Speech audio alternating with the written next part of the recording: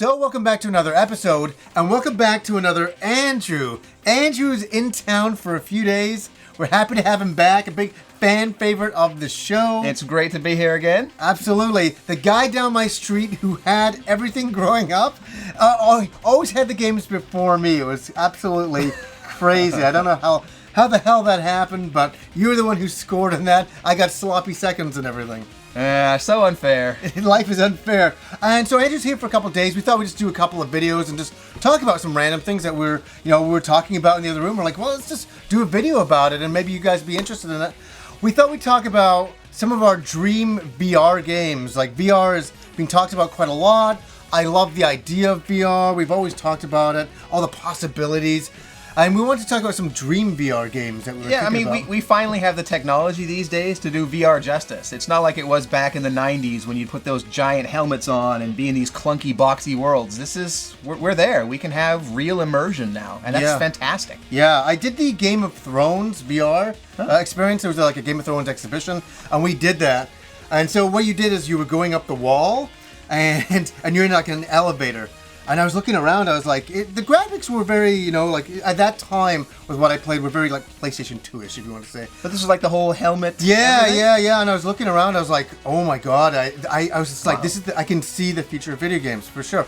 And we got to the top, and then the person's tapping me who's running the attraction. Turn around, and I'm like, I don't want to turn around. And then I turned around, and you get hit by an arrow, and all of a sudden you go falling down the wall. It is absolutely, it is, and I felt like it, and I closed my eyes. I did, because it was so real, and I was like, yeah, this is good stuff. I like VR.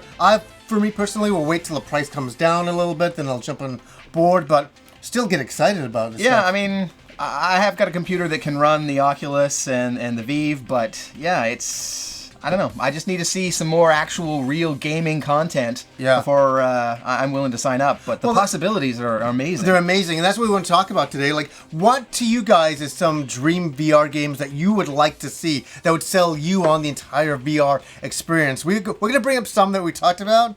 The big one is, and I mentioned it in another video, like a real dungeon exploring VR experience. Like, that would be so cool. I mean, you've seen the transition from like the vector graphics in the early Ultima games, and now we've got these real-time, first-person kind of dungeon crawlers. You've seen that evolution over the last 20 years, and now that's that next step to actually put the player in the game. In the dungeon. And it's like, wow, this is what we've been building up for decades. It's so cool. Like, imagine, like, one of our favorite games is Shadowgate on the NES. It's like, imagine a virtual reality Shadowgate game. This was like a dream game we were talking about, where you start off and you're like, where the hell am I? And you're in the middle of the dungeon, and, you got to grab this torch off the wall, and you got to press this block, and I know you'd have to kind of do it with some haptic gloves or whatever. Right, which they have. They've got the touch controllers. But that was always the disconnect in Shadowgates. Some of the other games like it was that you just sort of had the finger going around the screen pressing things. Yeah. You were really disconnected from the actual world you were in. Yeah. And now we don't have to be. No, now you can look around and see it like a dungeon wall and be able to interact with it, and maybe go like this and pull out your sword. Maybe go like that as a sword thing, or maybe going up there brings up your menu system, and you can go pick up your items and they appear in your hand or something. That would be so cool. Oh God! So yeah, it sounds so fun. I was having an orgasm thinking about it. Like, I'm a little too close to you for that. But okay, like, we can honestly say that when we were in high school, video games were very rudimentary, but we loved them because they at the time were state of the art. Yeah. But I remember dreaming about my ultimate game, and my ultimate game was Skyrim.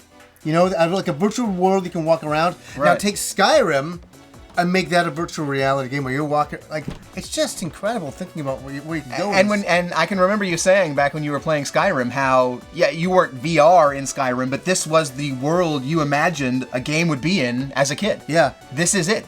Yeah, and now we're just one step away from actually taking us inside that world. Yeah. And imagine a time when you have those virtual reality, like, dungeon experiences or Skyrim, and it's photorealistic. Yeah. When graphics get to that point, holy, like, where you can't, I'm not going to get into the whole, like, can't separate reality from virtual reality, but when it's that photorealistic of an experience, wow. But what's another game that we're talking about? Oh, the virtual arcade. Yeah. So Johnny and I were talking, we're both fans of sort of the classics, the old gaming, and Johnny had a great idea for what would be a killer VR app, is an actual like virtual arcade. So the games themselves wouldn't be any different, but the environment that you're in, you basically come in a door, and here you are in this virtual arcade.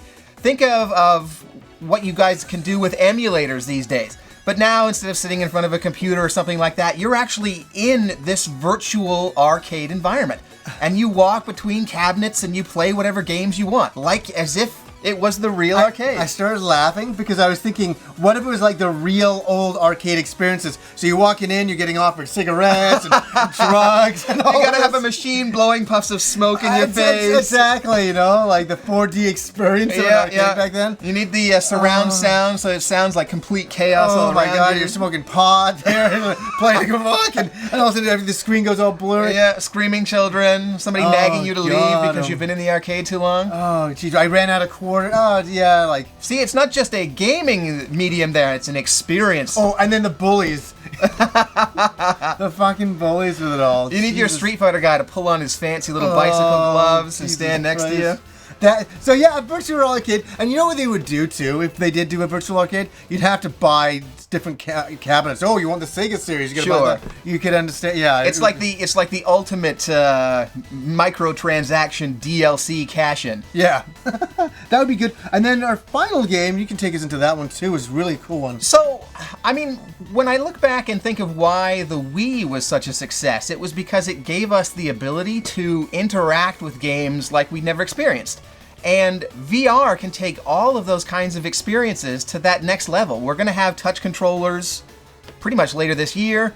Imagine something like Mario Tennis or Virtual Tennis from Sega with a VR helmet and a touch glove. Yeah. I mean, you're not just in your living room anymore, waggling a controller around and SD graphics. This is it. You're really there in your living room. You're struggling. You're smashing your tennis Yeah, racket. yeah, exactly. You're freaking out and yelling at the ref and all this kind of stuff because you're there. An actual virtual, like it's almost scary. It's like at that point, it's like your mom would be coming over to your dad and be going, if you're a young kid, going, just go play real tennis, you stupid kid. You're right. Get the hell out and go throw the football. Yeah, but you don't need to. You just can stand in your living room and throw a football, kick a soccer ball, whatever it is. You're like, fuck you, Mom, I'm playing hentai tennis. And all the kids in the neighborhood will be linked up online, so even though they're all next to each other in houses, they're all going to be sitting in their basements playing soccer with each other rather than going outside. It's going to get to that kind of point, maybe, if VR really catches on. And I think VR, they're going to push it that it has to catch on. You know what I mean? Yeah, I mean, there's too much pressure behind it. Like any kind of new technology, there's certainly an initial price barrier. Yeah. But there's just so many transformative ideas as part of this that it can't not happen. Yeah. I mean, I talked about it earlier, and it's not just gaming, it's experiences. Mm-hmm. And that's something that VR can give us that we just can't get today. Yeah. We quite literally have hit a wall with how we experience games. We sit down, we have a controller, and we have a TV, and we don't like those things to change. Right. And everything we do is like looking at a window. We've just got this window in front of us, the TV screen. Yeah. And I think that the VR is going to be the next great step in where this all goes. We need virtual tennis hentai games. That's what we need in our lives, for sure. Yeah, and if you can put it in a dungeon, so much the better. Hentai dungeon game. Would that be Dragon Knight? Oh my god, there's one for... So instead of actually like having a sword to battle enemies, you just hit them with tennis balls. Oh, I think it's a tentacles. Well, it's hentai. You gotta have tentacles somewhere. Tentacles somewhere. So, guys, leave a message down below. Tell us what your ultimate dream VR games are. I would love to actually know. Could you imagine the possibilities of what people are gonna say? It's could be really there's cool. no limit. There's no limit. So, anyways, guys, until next time.